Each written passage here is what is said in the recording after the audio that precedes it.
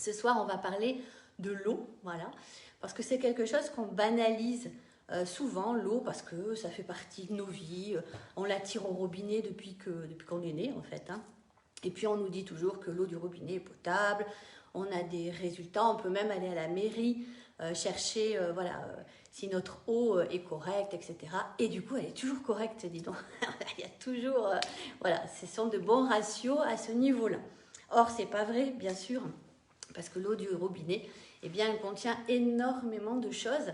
Déjà, vous pouvez vous en rendre compte quand vous sentez l'eau du robinet, suivant les régions, elle pue la javel, elle pue le chlore. Et s'ils mettent tous ces produits, bien entendu, c'est pour éliminer tout ce qui est les pesticides, tout ce qui est les bactéries, les virus, etc. Alors déjà, d'où vient l'eau du robinet que vous tirez tous les jours? Elle vient des eaux usées, d'accord? Et puis, on a les centrales d'épuration. Parfois ça pue même quand on passe à côté des centrales d'épuration. C'est là où l'eau est nettoyée. Alors d'où vient cette eau? Qu'est-ce qu'il y a dans les eaux usées? Il y a tout. Il y a l'eau des toilettes, il y a tous les pipis des gens, il y a l'eau de votre vaisselle, il y a l'eau de votre lave-linge, il y a l'eau de votre douche. Voilà, donc tout ça passe dans des tuyaux et bien nettoyé pour ressortir à la fin dans l'eau de votre robinet. Alors moi, un jour, il y a quelques années, là où j'habitais avant, on a eu une coupure d'eau et puis il y a eu une explosion en fait des tuyaux d'eau dans notre rue. Donc ils avaient barré la rue, ils avaient éventré la rue et on voyait à nu les tuyaux où passait l'eau. Et je suis restée scotchée pendant quelques minutes à discuter avec le monsieur en disant c'est vraiment les canalisations d'eau là, c'est vraiment... Il me dit oui. Je dis donc les eaux passent par là pour arriver dans mon robinet, c'est celle que je bois? Oui, tout à fait. Alors les tuyaux étaient évidemment assez gros, ils étaient rouillés, bon ça il paraît que c'est normal, d'accord. Mais autour de cette rouille, il y avait une espèce de pâte épaisse comme ça, vous voyez, c'était un peu gluant, voilà, couleur marronnée, enfin, très jolie, vraiment très très jolie. Et on nous dit que justement, quand l'eau passe là, elle ne se charge de rien, elle est vraiment très potable, elle est pure, d'accord. Bien sûr que non, quand elle passe dans tous ces tuyaux, au même moment, elle attrape toutes ces petites bactéries qui se développent, qui sont bien au chaud, tous ces petits parasites microscopiques que vous ne voyez pas, que vous ingurgitez, hein, que vous buvez, et puis qui font leur petite sauce dans votre microbiote. Donc maintenant, on est vraiment à une ère depuis quelques années où les gens font vraiment attention au niveau de l'eau. Il y a eu une explosion au niveau de la consommation d'eau en bouteilles plastiques essentiellement. Peu de gens achètent des bouteilles en verre. Donc c'est beaucoup de choses, des bouteilles en plastique en fait. Alors les bouteilles en plastique, est-ce que c'est valable? Est-ce que c'est bien? L'eau minérale, l'eau de source? Alors à choisir, il vaut mieux de l'eau de source, ça c'est sûr. Mais à l'intérieur, effectivement, il y a ce qu'on appelle du PET. Donc ça, c'est des particules de plastique, ça c'est complètement logique, qui se décrochent de la bouteille et qui font des petites particules microscopiques qui se déposent dans l'eau que vous buvez, qui se déposent dans votre organisme et qui, à terme, donnent effectivement chez certaines personnes fragiles au niveau de l'immunité des maladies comme l'ostéoporose, des problèmes endocriniens, des problèmes gynécologiques. Il y a des femmes qui font des fausses couches, des choses comme ça. Et quand on fait des études hyper précises, on peut arriver à dire, effectivement, ce sont des produits chimiques qui ont été ingérés. Et puis, on s'est rendu compte aussi, il y a une étude au Canada quand même, il ne faut pas l'oublier non plus, en 2017, qui a demandé à 188 sociétés qui font des eaux en bouteille comment était mise l'eau en bouteille, d'où elle venait, comment elle était traitée, etc. Et sur les 188, il y en a 2 qui ont répondu. Ok, les autres, silence radio. Et une étude au Canada qui a été en profondeur, a réussi à voir qu'une bouteille d'eau minérale sur 4, c'est de l'eau du robinet. Voilà. Ça, c'est les petits papiers. On n'y est pas. Nous, on achète, on pense que c'est bon. Et en fait, tout simplement, c'est l'eau du robinet. Ok. Donc aujourd'hui, je disais qu'on était vraiment, les gens font très attention à ce qu'ils mangent. On est vraiment axé nutrition, bien entendu. On fait très attention aux pesticides, etc. Mais on met un peu de côté l'eau. Voilà. Parce que, encore une fois, c'est une habitude. On tire au robinet, on boit l'eau du robinet. Et effectivement, encore une fois, elle est chargée de plein de choses. Alors, qu'est-ce qu'il faut faire par rapport à ça. Et par rapport aux bouteilles plastiques, bien entendu, eh ben, de plus en plus de gens font attention à la planète. Et vous savez ce qui se passe, hein, vous regardez un petit peu sur Internet ce qui se passe dans les océans, déjà, où toutes ces bouteilles en plastique, bah, tout le monde n'est pas réglo non plus. Donc il y a beaucoup de gens aussi qui balancent leurs bouteilles en plastique n'importe où. C'est une vraie pollution. On parle aussi du 7e continent, hein, vous irez voir. Alors il y en a qui disent que ça n'existe pas, d'autres qui... voilà, je vous laisse complètement juge par rapport à ça. Mais en tout cas, le plastique a inondé notre planète.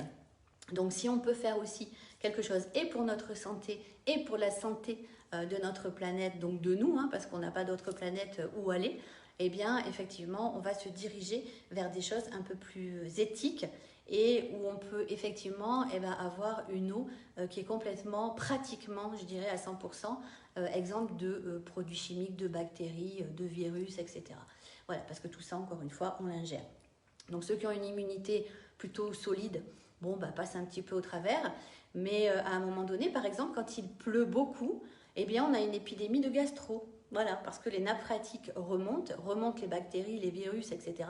Et nous, on boit l'eau du robinet. Et souvent, hein, pas dans 100% des cas, mais en tout cas très souvent, eh bien, les épidémies de gastro viennent de l'eau du robinet, tout simplement. Okay, donc, qu'est-ce qu'il faut faire? Il faut se prémunir de tout ça et il faut s'interroger et se dire, est-ce que je peux filtrer mon eau? Est-ce que je peux faire quelque chose pour moi et ma famille, bien entendu, pour qu'on boive une eau plutôt pure? Et oui, il existe des solutions. Alors, il y en a beaucoup, hein, vous pouvez les acheter sur Internet, il y a des carafes ou des choses comme ça. Bon, elles ne font pas l'unanimité parce qu'elles ne sont pas assez filtrantes, voilà, au niveau des pourcentages. Elles laissent quand même passer des virus et surtout des bactéries. Ok, donc voilà. Moi, aujourd'hui, je vais vous parler d'une gourde qui s'appelle Purity, qui a vraiment été testée, brevetée, etc. C'est une gourde qui... voilà, la petite gourde. Alors, je l'ai vidée pour vous montrer. Donc, c'est une gourde. Alors, avec cette gourde, vous pouvez filtrer, bien sûr, l'eau de votre robinet, ok, mais vous pouvez aussi prendre de l'eau n'importe où, d'accord, dans une flaque d'eau, dans un lac, tout pourvu que l'eau ne soit pas salée, d'accord. Donc, c'est très pratique, en plus, si vous partez en randonnée, en promenade, etc. Vous n'avez pas à vous charger avec des litres d'eau dans votre sac à dos.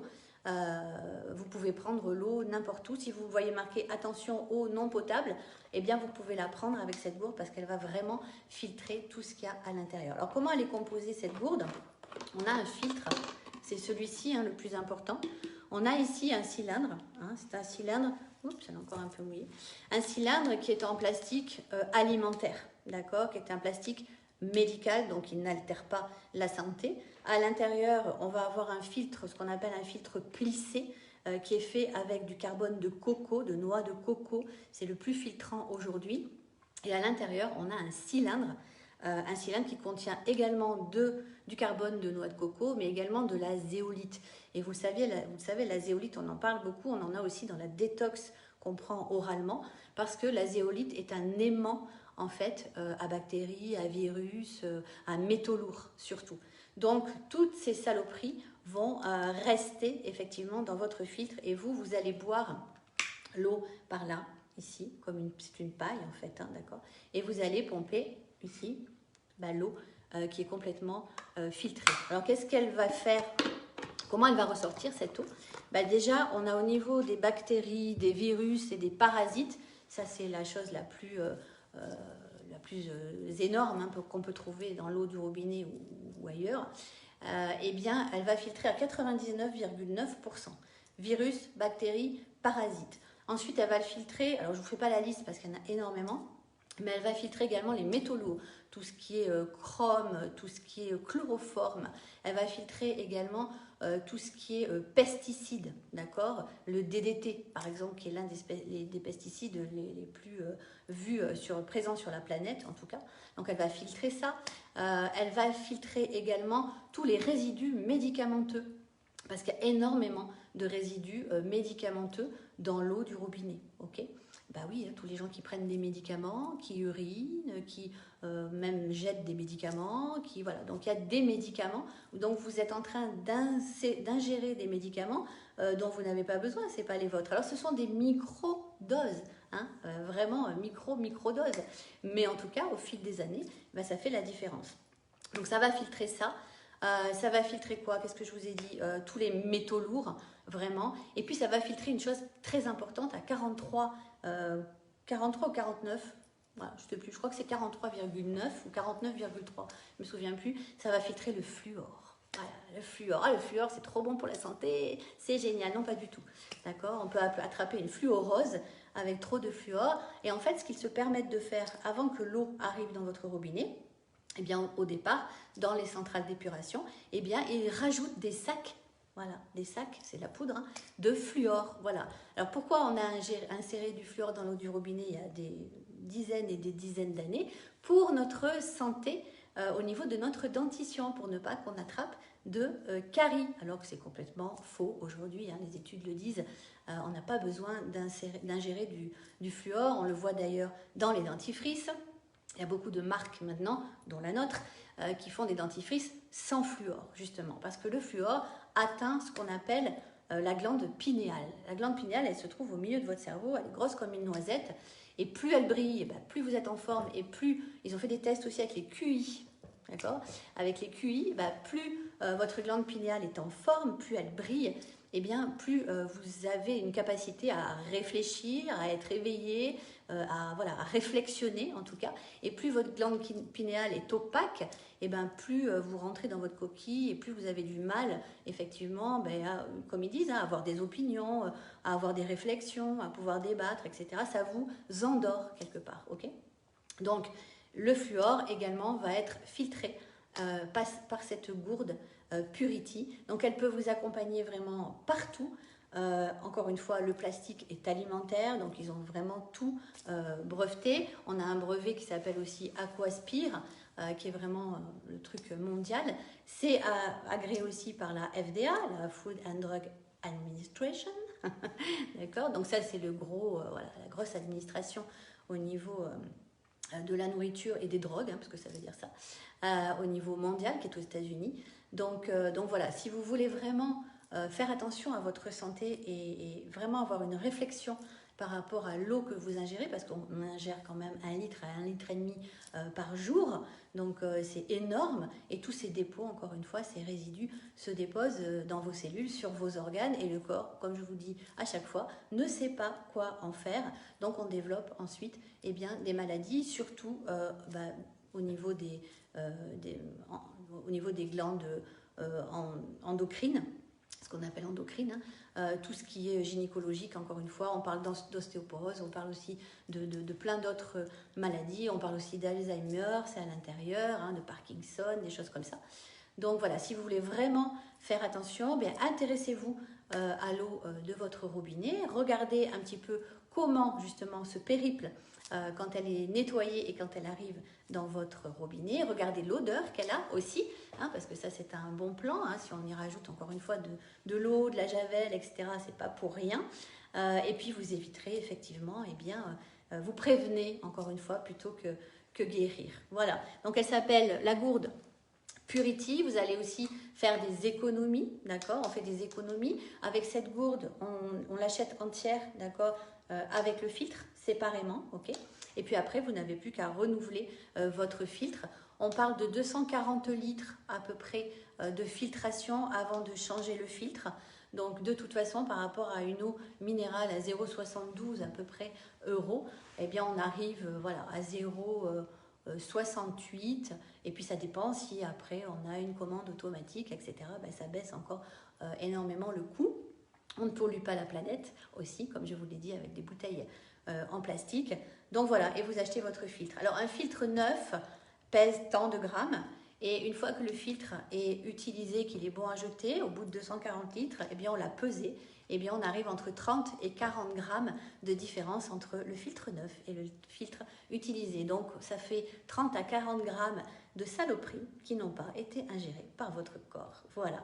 Donc vraiment, je vous engage vraiment à vous munir, à investir en tout cas dans cette gourde. Elle est hyper simple pour piper, hein, au niveau de la paille. Il y a des enfants de 2 ans déjà qui ont leur gourde et ça va très bien pour eux. Donc voilà, ça aussi, la santé de vos enfants, vous êtes en train de leur faire une belle santé, en tout cas de prévenir plein de choses. Voilà, c'était mon petit live du lundi. Je vous souhaite en tout cas une très bonne soirée. Je vous retrouve pour d'autres aventures. Et puis, je vous retrouve en live lundi prochain. Et peut-être pour une recette entre les deux. Voilà. Très bonne soirée à vous. Ciao.